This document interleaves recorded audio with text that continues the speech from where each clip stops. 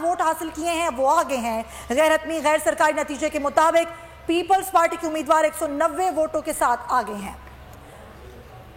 खबर आपको दे रहे हैं, इस वक्त पीटीआई के एमपीए राबिस्तान खान को हिरासत में ले लिया है। बड़ी खबर आपको दे रहे हैं, पाकिस्तान तहरीक इंसाफ के एमपीए राबिस्तान खान को हिरासत में ले लिया गया है। ये खबर सामने आ रही है, बड़ी खबर है और आपको इस हवाले से आगाह कर रहे हैं। पीटीआई के एमपीए राबिस्तान खान को हिरासत में ले लिया गया है। साइड सुपर हाईवे पुलिस ने राबिस्तान खान को अपनी हिरासत में ले लिया है। गिरफ्तारी की वजूहात सामने नहीं आई हैं, लेकिन खबर यह है कि पाकिस्तान तहरीक इंसाफ के एमपीए हैं राबिस्तान खान, जिनको हिरासत में ले लिया गया है। राबिस्तान खान को साइड सुपर हाईवे पुलिस ने अपनी हिरासत में ले लिया है। क्या वजूहात सामने आई गिरफ्तारी की, इनको क्यों गिरफ्तार किया गया, इस हवाले से भी आपको आगाह करेंगे।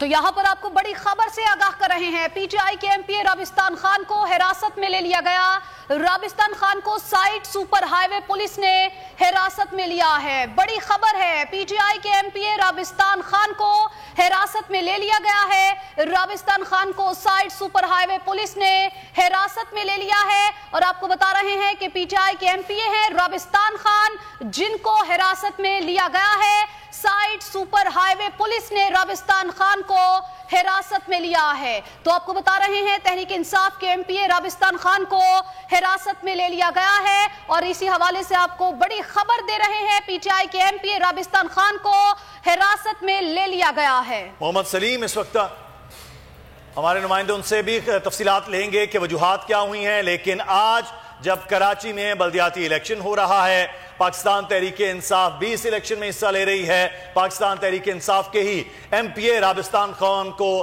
पुलिस ने हिरासत में ले लिया है। सुपर हाईवे से उनकी गिरफ्तारी अमल में लाई गई है। बड़ी खबर है, पाकिस्तान तहरीक इंसाफ के सिटिंग एमपीए हैं राबिस्तान खान, उनको कराची